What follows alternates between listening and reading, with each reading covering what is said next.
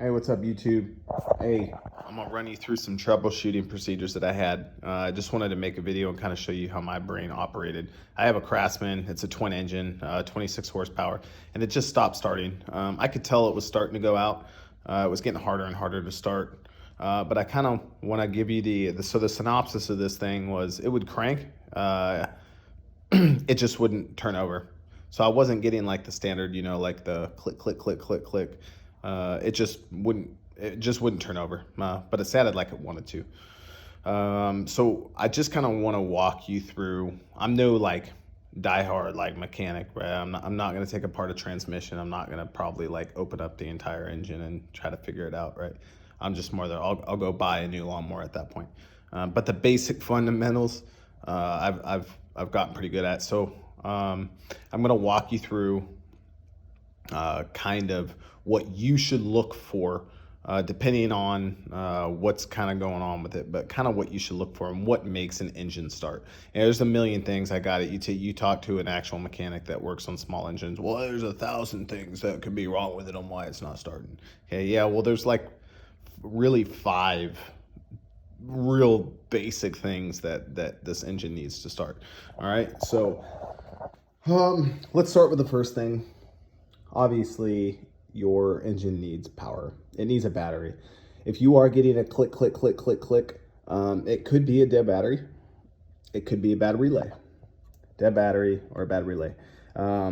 Let's say you test your battery and your battery is good. Well, have you looked at your connections? It could be something as simple as your connections. So clean off your connections, put it back together, and hey, you might just get past that click, click, click sound. Right here, you have input power from the battery, output power into your starter, which is down here. I don't jump to the starter. A lot of people automatically assume, oh, it's a bad starter. Not necessarily. It's kind of one of the last things that I go to. But yes, it does. Your engine does need a starter. But anyways, let's say you do get a click, click, click. Tested the battery. Connections are good. Hey, go ahead and use a screwdriver and touch both of these at the same time. If your engine sounds like it wants to turn over and it does turn over, hey, you got a bad relay. Easy fix. Just I think they're like 20 bucks. You can get them at AutoZone or anything. It's like one screw here and then undo this stuff here. Pretty easy. Okay, so that's really the first thing, right? You need power in order to start your engine. Next thing you need is spark. So these are just standard spark plugs, 5/8. If you have a deep socket wrench, you don't have to take anything apart to get spark plugs out. This just comes off. This is a twin engine, so it's got 2 spark plugs. Just make sure that there's no crud, no gunk in the connections. Usually that's not the case. If it's a bad spark plug, it's a bad spark plug. But a way that you can test the spark plug out is go ahead and take the plug out, and then connect this bad boy back up, and then turn the engine over and see if you can see it spark. See if you can see the spark plug ignite. And if it does, well, you got spark. I did have spark, but the spark plug also both of them looked in pretty bad shape. So I just went on ahead and replaced it anyways. And plus it came in the new carburetor kit. Okay, so one other thing with the spark plugs, right? Make sure that they are tight. A millimeter of a difference inside of the cylinder, a millimeter in length inside of the cylinder makes a world of a difference. So it could not be sitting low enough in the cylinder, and when it ignites, it's not catching that fuel and air mixture, so it's just not doing anything. So you may just need to tighten up the spark plug. Also, if you put new spark plugs in, make sure it's tight. You ain't gotta like crank it all the way to where you're gonna break something, but it needs to be pretty tight. Okay. Next thing you need to look at is fuel and air. So the whole fuel system itself, air, the only thing you're really going to be talking about with air is if there was a vacuum leak. Air gets sucked into this air intake, which there's a little hose that connects into the carburetor, and that vacuums air into the carburetor. There could be a rip in that hose. The hose could be unplugged. A lot of times it's going to be more of like both of them combined, which is what we'll get into in a second. But you want to make sure that your filter is not clogged and dirty. You want to make sure that your engine is getting fuel. If your engine's not getting fuel, obviously it's not going to start. A lot of times this is where the problem lies, believe it or not. So I know I didn't have any kinks in my fuel line. I saw fuel in the fuel filter, so I know it was good. Next thing I needed to look at was my actual fuel pump. This is something that could, if this pump is not outputting fuel into the carburetor because it's failed, well, then your carburetor doesn't have fuel, which means your engine doesn't have fuel. So it's not gonna start. So what I did was I just took the output off, and then I just put a water bottle so I didn't spray fuel everywhere. And I turned on the engine. I tried to start it, and I saw fuel kicking out on the output of the fuel pump. So I knew the fuel pump was working.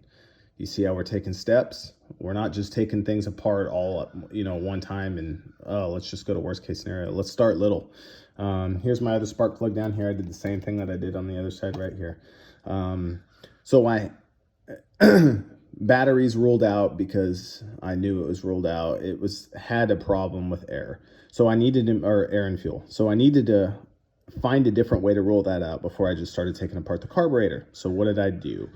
One more thing that you can do, I pulled out the spark plugs, and I just took a straw full of fuel, and I put fuel directly into the cylinders, both of them. Just like a half thing of, a half straw full of fuel, and just dump it right into the cylinder. Put the spark plug back in, turned it on, bam, it engaged. It turned right over, only for about 5 or 6 seconds though, and then it died. So that is now telling me that the engine is not continuously getting fuel, and it's not because of the fuel filter. It's not because of any kinked hose. It's not because of the fuel pump. It's got to be something in the carburetor. So moving on to the carburetor. I know you can't see it. If I get enough comments on here and you guys want me to show on this engine how to take the carburetor off, I can. Didn't take that long. But there's the bowl to the carburetor right there. As you can see, it's new because I had to get a new carburetor. There's two pieces to a carburetor and how the carburetor works, right? You have the bottom half, which is the bowl. You have the top half, which is called the venturi. So what happens inside of the venturi is you have a bigger opening towards the front of it. And then as you get to the middle, the space starts to get smaller. So when air gets vacuumed into it, as it gets to a smaller space, there's what's called the venturi effect, where volume, low pressure, the amount of space gets condensed, which causes low pressure, which causes siphoning able to happen from the bottom of the bowl. So fuel will get pulled from using the main jet from the bottom of the bowl, and it will get siphoned up into the venturi, mixed in with the air. And then when the cylinder does its intake, it will intake that fuel and air into the combustion chamber. So that's kind of, in a nutshell, it's kind of how a carburetor works. Well, guess what? If that jet is clogged, or you have a failed carburetor, well, then you're not going to get any fuel that's going into the venturi. If there's a gasket leak, then that means there's not enough, it's losing pressure inside of it, inside of the carburetor itself. So that could also cause a problem. So what my lazy ass did was just went and bought a new carburetor. There's a lot of others out there that have been doing this for a while that probably just say, take the carburetor apart and clean it up and use carburetor fluid and go ahead and put a paper clip or a needle down in the jet holes and clean it out and put it back together. I'd rather just buy a brand new carburetor. So that's what I did. It was an exact fit. Came back with all the gaskets, came with new spark plugs. So I just redid the whole thing, and I put the new carburetor back in there, and it fired right up. If you're gonna do a new carburetor,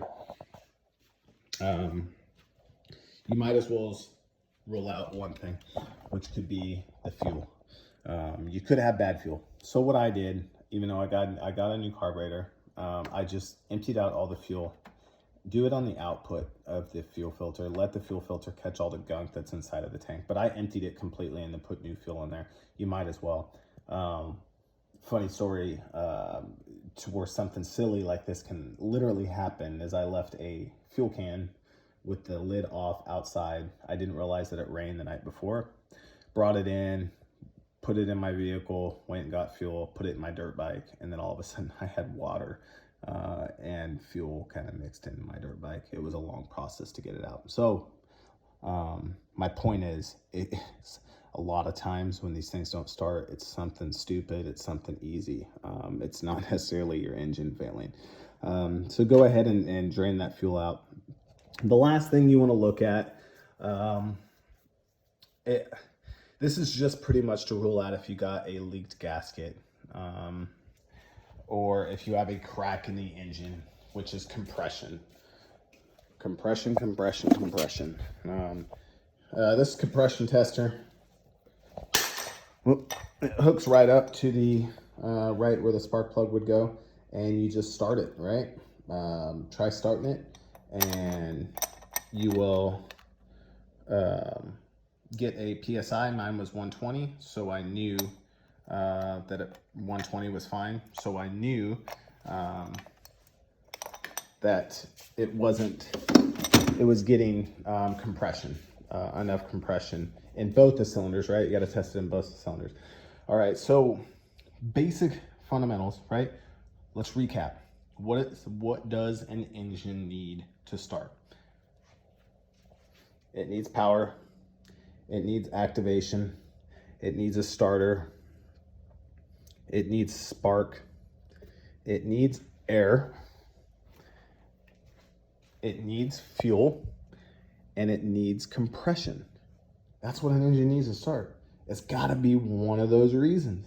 Mine, it wasn't, for whatever reason, that main jet had failed in the old carburetor. It was probably clogged, and I was lazy and I just didn't want to mess with it. Just get a new one because it looked bad anyways. But it wasn't siphoning up fuel into the venturi, so therefore it wasn't getting into the engine for it to fire. So it's something simple. If you're getting clicks, like I told you, you're probably dealing with something that has to do with the battery or with the relay, or it could be a bad starter. But before I start jumping to the starter, start with the battery and start with the relay before you just jump right to the starter. So always work simple. But I hope you liked this video. Hope it helped you out a little bit. Remember, start with the easiest solution first, and then work yourself deeper and deeper and deeper. Don't just call a mechanic. They're going to charge you $150 an hour to come here and diagnose that it's a carburetor. Something that you could do at home.